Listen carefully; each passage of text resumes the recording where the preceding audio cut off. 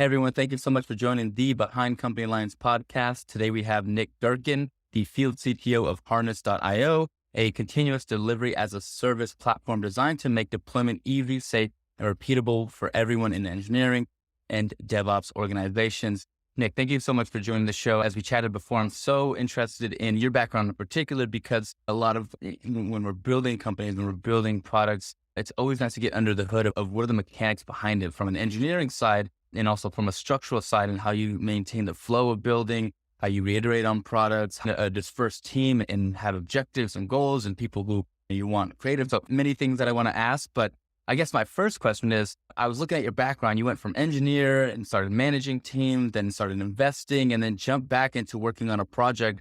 What about Harness made you jump back into really getting your hands dirty and starting to build something complex and honestly just revolutionary from what it's doing in terms of a technology and accessibility standpoint?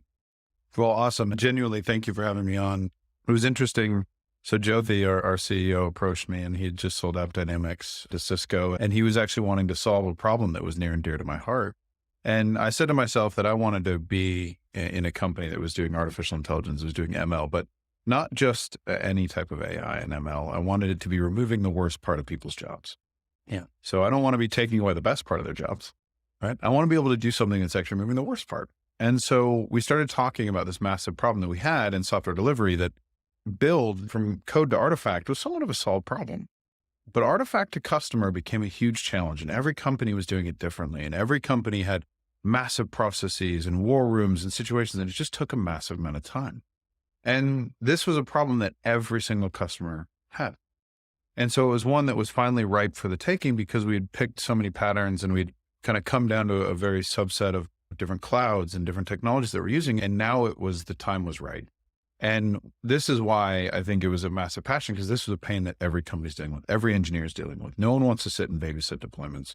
No one wants to waste the time doing all those menial tasks that genuinely don't add value to the business.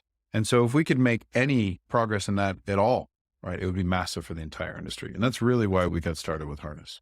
Yeah. And what in particular are the problems that arise, or is it just the time that it takes to go from artifact to customer? Or like I said, is there anything in particular that a lot of companies face when going through this transition? And what are those? Yeah, I think every single company reaches for velocity. So we want to go fast. And what we do is we go use our CI tool that we already have. So we go grab a Jenkins or what have you, and we extend it. We use a whole bunch of open source tools. And then at some point in time, we actually start going fast, but we realize at that point, we have to govern it, right? Mm-hmm. We have regulatory reasons, we have security reasons, we have audit and compliance reasons. And now we have to actually govern this thing that we've made go so much faster than we used to. And it becomes really challenging, right? That's when it gets hard. It's not going fast. It's actually going fast in a way that makes it easy for people to do the right thing. And it makes it hard for them to do the wrong thing. And that's where it becomes really confusing. If a company can actually solve for velocity and governance, they can put appropriate guardrails around it, then traditionally we see an issue with quality, because now we're deploying so fast everywhere, all over the place in the appropriate manner, but there's not enough people sitting in a NOC to know what broke what. And if a company can even solve for that, so now you can solve for velocity and governance and quality, now traditionally people are deploying all over the place, over provisioning everywhere, leaving things up and running, and we have a huge efficiency issue. And so really when we designed Harness, we wanted to solve the entire software delivery lifecycle, but we wanted to make sure no matter where you're at on that journey, right? Whether you're trying to go fast, whether you're trying to govern it, whether you've now governed it and you have quality issues, or whether genuinely trying to bring that in for efficiency standpoint, you have, and pardon the pun, you've got a safety harness there for you. Yeah. Good pun. And what happens, like, what are some effects if you don't kind of have your governance in check? And then obviously the efficacy or the efficiency issue I can see with multiple things running at the same time. It just kind of, they're constrained obviously with all technology and the speed. But in terms of governance, what are some bad outcomes that you might see if you're not creating the structure around it, or there's these guardrails, as you mentioned, around it that a company would encounter if they were just to try to go as fast as possible?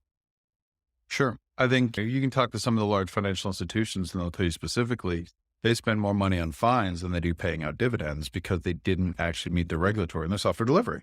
Yeah. So that's a huge one right there. One of the ones that's interesting, and one of the reasons we even built a feature flagging tool that allows you to do this in a governed pipeline fashion to enhance the software delivery lifecycle, was a company called Knight Capital. They owned what, 18% of the NASDAQ, 18% of the NASDAQ. And in one day, because of a bad feature flag, they went bankrupt. One day. Wow. Right. We actually at Harness, we took our largest outage, and I'll be honest about this. We took our largest outage because we flipped a feature flag right when we did a deployment. And because it wasn't audited, because it wasn't governed, because it was a database toggle that someone flipped, we deployed it, went poorly. We rolled back because we're really good at it. We eat our own dog food, or I think marketing prefers me to say that we drink our own champagne. I think that's the preferred mechanism. But at the end of the day, we use all our tools. So we rolled back, no big deal. Yeah. Still, it was broken. And it took us hours to figure out that in tandem, we had a feature flag that was flipped and we didn't realize it. So at that point, we said, this has to be governed across the entire software delivery lifecycle. So from the moment code's written all the way through to production, every part of this needs to be audited, needs to be governed, give people easy paths and guardrails to make sure that it's easy for them to do the right things and hard to do the wrong things. Yeah. So yeah, that's so fascinating. And I'm curious in terms of your background, obviously looking through, it's very much tech forward, it's engineering, but it's also the solutions engineer component that I think is such an interesting cross between the sales motion, customer success, but also engineering, the kind of the ability to really enable customers to use technology to the best ability. What were the teachings in those previous experiences that led you to kind of focus on the type of technology like this? And where were you seeing essentially the struggles from the adoption? Because I think a lot of companies build really cool products and software, but the adoption of it and kind of harnessing all the features really is reliant on the service that companies have to onboard their customers. What were the issues you were seeing, and what in particular about solutions engineering are you passionate about because of your experience? Sure. I think this is one of the things that actually allows companies to be massively successful, because you can build the best technology on the planet, but if no one uses it, it doesn't matter. And so one of the things that I think we've done right is that we have been extremely customer focused, right? Almost maniacally focused on customers since day one. We hired our VP of customer success before we had a customer. And we did this because when we were building something, we decided not to be an if you build it, they will come company. We don't randomly just build things, right? And in fact, we use our own technology. We'll actually feature flag it out to our customers, and we'll go ahead and say, okay, how do you like this? Like, is this what you were looking for? And we'll garner that feedback from our largest customers. And so because we've been largely customer focused, one of the things that we want is we want to build a product that didn't need massive services. Because if you're doing software delivery and your product needs hundreds of thousands of dollars of services work, it's not really a software product. It's really just a services engagement. And so one of the things that we wanted to do is we wanted to make sure we had a team of experts that could show our customers how to easily onboard. Yeah. Give them the shortcuts, give them the cliff notes, if you will, so they didn't have to read the whole book, and to be able to start easily onboarding themselves. And so that's what we've really been focused on. And that's what the team's been built on, is really empowering people to be able to use the software in the most efficient way possible, but not necessarily be the hands-on keyboard that sit at a company and get a badge, right? That's not the intention. If we're going to sell software, if we're going to build software, it needs to be something that can be usable. Yeah. That the teams can actually start adopting. Yeah. And when you kind of break down and create the cliff notes, how do you view that? And like, in what perspective do you write from? Are you thinking about it from a customer standpoint? Like structurally, I'm always curious on how companies kind of derive the solutions and make them simplistic enough to communicate to clients and customers. Sure. Because I think that's one of the biggest challenges. You think about checklists or even in emails, you want to make the thing simplified and tight, but you don't want to take out the information that's important. Yeah. How do you kind of go through writing the procedures that will translate well to customers? Sure. So one of the things is there's two key concepts that I like to use when dealing with any customer, and it's pain, right? So what is actually causing pain in the business? So what is that burden that they have? What's that worst part of the job? What are the things that they're genuinely disliking? And if you can attach to pain, right, that's the first part. And then it has to be easy to consume.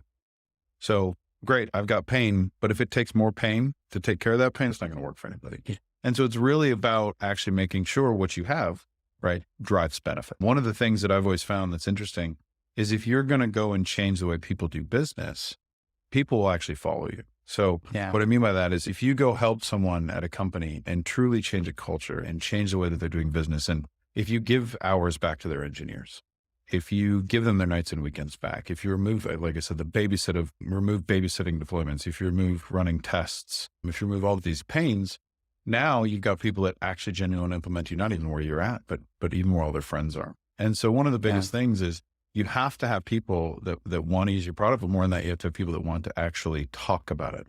Yeah. And the only way you do that is to make them successful. Yeah.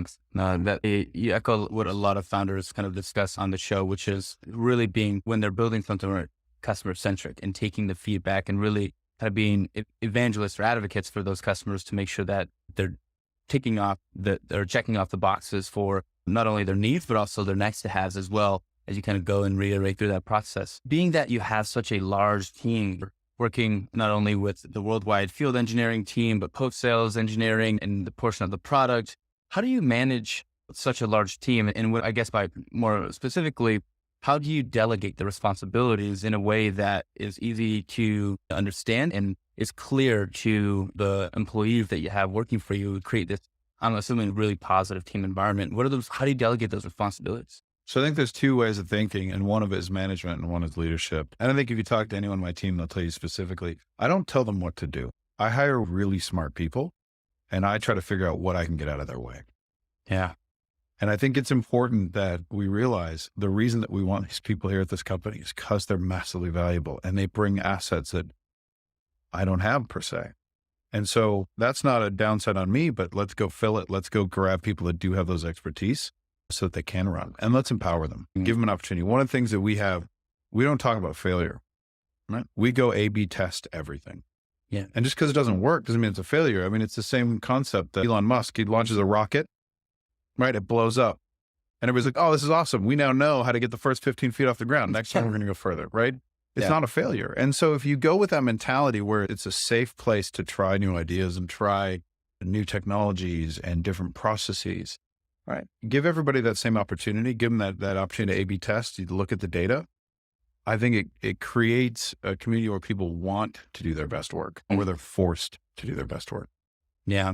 How do you, I guess, more so, how do you set the expectation then for what is needed to be accomplished, and then, but also incorporate that creativity? It seems like it's a cultural thing that you've developed, but I guess more mechanically, how is it set up? Is it check-ins during stand-ups? Is it reiterating values and mission statements? Is it going over and having one-on-ones with every team member? More so for the founders out there that are looking to build really strong cultures and teams that are high-performing. What I mean by high-performing is, I think, what you mentioned there, which is enabling people to do what they do best and getting us their way. No, I think that's it. I think one of the things that we do really well here, everyone's accessible. Meaning if you want to have a conversation with myself, if you want to have a conversation with the CEO, with the CRO, you can get on the calendar. Every 2 weeks, we get in front of the entire company and we talk about all the progress, good, bad, or ugly. And there are some ugly ones, and then there's some great ones. But the things is we're going to share and be open and honest and transparent with everything. And that way it also encourages the company as a whole to, again, not have that fear, right? We're going to stand up in front of the entire company and talk about where we're at. And like I said, most times things are good. Sometimes they aren't. But if you do that, and if you can have that visibility or that transparency, then it encourages your folks to do the same.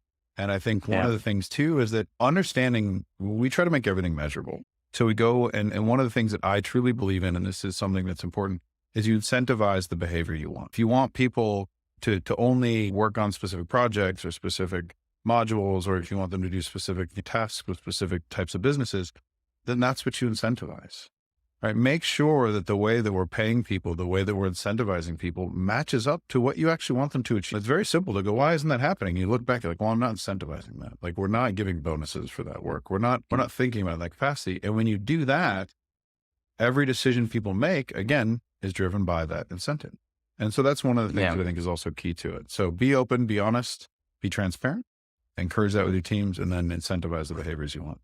Yeah. Do you have an example of a behavior that you incentivize? Sure. So I think one of the things was, if you look at our solutions architects who go in kind of post-sales and actually help some folks design some architectures and lay out plans to go forward, we were originally only incentivizing them on renewals. So meaning, as long as that person renews, great, you're getting paid. What was more valuable is actually, hey, we've got a lot of different products that we sell. We've got a lot of different modules that could be beneficial that we could have them looking at as well. So when we're architecting, designing it for what the possibilities could be, that wasn't happening because we were not incentivizing that behavior. As soon as we change it, hey, guess what? We're going to do this across all the new modules as well as the renewals. Now it brought new conversations. And so it just simply changes a mindset for people. Yeah. Yeah. I mean, it's so simple, but it makes sense in kind of using the objectives and goals and incentivizing them to kind of create this perpetual machine that essentially creates behaviors and essentially get the outcomes that you're looking for. I guess early on with Harness, you've been working on the project for over almost 6 years now. How do you balance thinking about hiring? How do you balance or know when, to hire people who have more like startup skills and maybe more skills that cater to a deficit that you have, individuals who have a particular skill set and are technical in certain areas. And so it's kind of maybe, I'm not sure if it's more focused on filling the gaps. And then when do you kind of transition from that to building a more larger team with a diverse amount of skill sets? When do you know when that transition is, and how are the individuals that you hire different from kind of startup or smaller teams to when you're scaling and growing to a larger team? So I think that's an interesting question. I think I've seen it done poorly, and then I've seen it done really well. Yeah. Right. And one of the things that a lot of people do is they almost make a hard cut where they go, great, we've got our startup people. They're willing to do everything. They're going to wear every hat. They're quote unquote the full stack developer throughout the gamut. And that's all we hire. And then there comes a point where we have to scale and we want to increase output, and people make an entire switch. And what I think we did really successfully here is that we have both organizations running actually at the same time. Yeah. So we have our SPG, our special projects group. So it's all of those people that genuinely love that early startup mentality, are willing to bend, shake. Things are coming in at rapid pace from different customers, from different pieces, and we still operate under that capacity. So we're actually still able to achieve those really quick outcomes for our largest and most important customers. On the second hand, in order to build new products and new processes and all these pieces, I have to go and staff up to make sure that we can keep a constant for that. And so we actually run it as two separate teams. And that was one of the things I think we've done successfully here that I can look at other ones where when we kind of made that switch and then the early stage people said, you know what, this isn't for me, I'm going to go somewhere else. That I think is a huge change here. And I contribute that to one of the things Jyoti, our founder, has done as well, is that when you go and you build a successful company, people want to stay for those 4 years with their vesting stock. Yeah. And you'll see oftentimes after 4 years, people are like, okay, thank you for playing, on to the next, right? Diversify employment almost like you would your investments. But instead here, intelligent enough to say, hey, after you've done your 4 years, let's have a re-up program to make sure that you have an incentive again to stay and continue to build something amazing. So it's also been massive as well. Yeah. What is that program in more specifically? Yeah. The reality is I think a lot of founders don't look at the long-term game after 4 years. And so when they're planning their investments and they're planning their rounds, they don't actually put in extra equity to be able to hand out to people who are here for longer periods of time. Yeah. And so it's one of the things that I think it goes right back to incentivize the behavior you want. You want people to stay here. You want them to continue with that goal, right? Make it their goal, right? It's a lot easier to dedicate your life to something that you're a part of than it is to dedicate yourself to someone else's dream. Make it part of their dream. Yeah. I love that mentality. And it's such a simple philosophy. At this point in time with Harness, and obviously you've grown such a large amount in the past 6 years, and you're seeing a lot of traction. You're in the news. You're working on extremely, I think, technology that creates such an efficient, fast process for companies to create strong relationships with their customers through the enabling of the technology. Tell us a little bit about the traction. What's exciting now and that you've accomplished this year, and what's going to be exciting for the next couple of years in terms of what you're working on and how you expect to affect not only your current customer base, but also future customers that will be utilizing your product? Sure. I think 5 years ago, we wanted to solve continuous delivery. So we wanted to solve from artifact to customer, and that's what we were laser focused on. And what we found is that after we did that successfully for folks, they genuinely like, man, that's amazing. Can you do that same audit, the compliance cases, the role-based access control, all this thing, can you do it for the whole software delivery lifecycle? And we're like, well, heck, why not? And that's where we went. And what the difference was is for the last 5 years, I felt like I had to tell people why they needed continuous delivery, why you need to fully automate your software delivery lifecycle. And this, especially here, like AWS reInvent, and even at our own conference on Scripted, we found now for the first time, everyone knew why they needed that. In fact, everyone's switching not just from point solutions, they want a full platform to be able to handle this for them. And those didn't exist. They didn't exist 5 years ago. And so that's what we see is truly, and you'll see people talk about DevOps, moving to platform engineering. And actually we see it holistically, but that's also why we made the change 3 years ago to go to a platform. We saw that ahead of time, knowing that's where the market wanted to go. Yeah. Yeah. What are some of the biggest challenges that Harness faces today, or risks that Harness faces today? Yeah, that's an interesting question. I would have said it would have been the economy, but a lot of what we do actually gains efficiency for customers. So it's been an actual wonderful tool for us when we can go give you hard dollar savings and increase efficiency of your best engineers. What business wouldn't want to do that? In fact, that's right now what CTOs and CIOs right now are looking for. Yeah. And so what we thought was going to be our largest challenge actually now is one of our biggest assets. Yeah. Yeah. If everything goes well, what's the long-term vision for Harness? So when we started building this, Jyoti sold his last company to Cisco, sold AppDynamics to Cisco. And one of the things that we talked about is we wanted to build this to IPO and to go and to take public and have people be in New York and ring the bell. And I think that's our goal. That's my goal, right? I'm writing a book, Alpha to IPO, and that's the intention. Like go from no product with an idea and take it all the way through these motions as you grow and you reach those different stages and you have to make those changes. You have to make them a mental change of going from building a product to building a team, right? You have to go from those mental challenges of building one product to building a platform. Mm-hmm. And I think those are the things that very few companies are able to do. And it's one that we're enjoying doing quite well.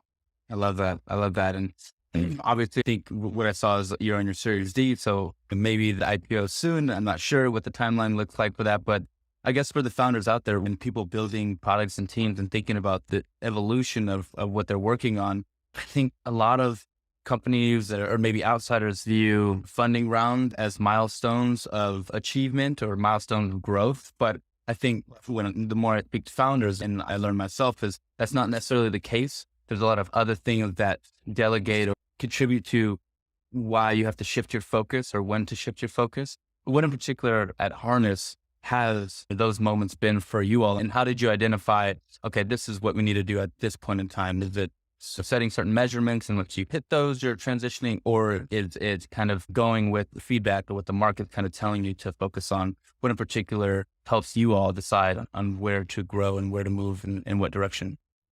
Yeah, I think that's one of the things we do quite well is it's all data driven. So one of the things is we, just like my third grader, went and learned the scientific method. We do the same thing. We hypothesize, we go test it. We were like, it's the same software delivery process, but this is how we do business. And so you go with an assumption that you'll build a point product and that might take you a year or two to get the right amount of customers, to get the feedback, to then be able to turn it into a platform. Some people never actually get to a platform. And so there are these defining moments that you're shooting for, but what you'll find is that customers will try to guide you in a direction. And I think I want to make it clear, they will try to guide you in a direction and you have to take all of that information with the understanding that comes from opinions that have been built over a very long period of time for those businesses. And if you take it with that understanding, one of the things, we listen to all of our customers and we aggregate that information, but what we do is we also bring it back to them. I don't just go and build exactly what a customer says. I listen to their problems. I figure out their why. We get deeper into what they actually need. And we try to triangulate that with our customers. And I think that's what's allowed us to successfully grow and start building accordingly. We're willing to fail. If we build a product, if we build a module and it doesn't work, that's not bad on anybody. We're not getting fired for that. We're not creating a toxic culture about it. In fact, we tried it. We all had a thesis that it would work and it didn't. Okay. So we'll pivot. We'll change.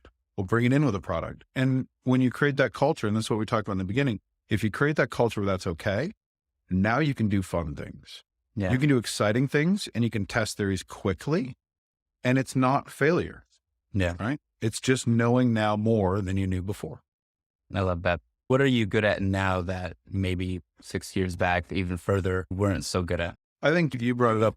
I trust my teams entirely. I don't tell them what to do at all. And I will tell you 5.5 years ago, I wanted everybody to be a replica of me. I want to clone myself. That's impossible. In fact, now, it's literally leveraging people's strengths. Yeah. I think that's the only way that you can actually grow to meet the demands. Yeah. I love that. I always like to ask this next question as selfish research, but also for my audience as well to get some bite-sized information or gems of resources. But whether it was early in your career or now, what books or people have influenced you the most? Great question. So one book that I loved, there's 5 Dysfunctions of a Team by Patrick Lencioni, as well as The Advantage by Patrick Lencioni, were 2 great books that helped you, again, work with larger teams and actually using people. And again, building teams rather than products. Of course, the Accelerate books, and we get into those, are always fun reads It gives you real insight. And this is where those measurements matter, right? When we're looking at our teams and we're putting measurements, right, we look at things like change failure rate. We're looking at from ticket all the way through, like what is it taking and where are those bottlenecks? And if we're constantly measuring on the right metrics, we'll constantly get better.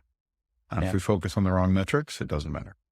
Yeah. And this is a question that I recently thought about implementing. And so I'll try it with you, Nick. But if you weren't working on Harness, what else would you be working on? Is it a product? Is it a particular industry? Is it something completely different? Music? But yeah, well, if you weren't working on this, what would you be working on? I do play bass for my kids' band, which is so much fun. And I enjoy it. They're 10 and 11, and they're actually massively talented. I'm the worst in the band, but at least give them a bass line. But I think I've devoted a lot of my life to financial services and to taking highly regulated, highly secure, highly compliant industries and helping them. And I think that's one area that I have a passion, which is why you see a lot of that governance and the compliance and auditability in Harness. But I've also always stated that I have to work for a company that's either in the AI, ML, or the automation space for moving the worst part of people's jobs. So that continues no matter what I do. Yeah, I love that. Well, Nick, it's been such a pleasure chatting with you. And I know we're at the top of the show here, but last little bit, as I always like to give our guests a chance to give us your plugs. What's your LinkedIn? What's your Twitters? What is your website? Where can we find you? If we're a customer even, where can we find Harness and be a part of the mission and get into the technology? Sure. And you can go see us at harness.io. We're large in the entire software delivery lifecycle, both open source and closed source. So we help operate some of the CNCF projects around, so Litmus Chaos, which is a chaos engineering project, Drone, which is the most loved open source CI tool on the planet. And then of course we have offerings that allow you to tie those all together in an enterprise offering. We're designed and built from the ground up as a software engineering tool for software engineers, for administrators, for security folks. And really our entire goal is to empower each team. So I no longer want the infighting with security and compliance and infrastructure and dev. Let's empower each team to do what they need. Let security write the rules. Let the infrastructure teams define where things can be deployed. Let the DevOps team define how it gets there. And as a developer, I never want to see that software delivery platform, whether it's Harness or not, unless something goes wrong. And then all I want is the information to solve the problem. And that's the goal of Harness. And that's really what we're trying to do and change the industry. And that's what we're doing for folks. Glad to help you guys out. Again, you can use our free offerings all you want. If you'd like to look at any of these, I've got sales engineers that can help you actually get started and going as well. So please go to harness.io, take a look. I'm glad to help out. Amazing. Well, I hope you enjoyed your time, Nick, and thank you so much for being on the show. Absolutely. Thank you so much for having us. Glad to be here and love to come back anytime to talk about any of the topics. Awesome.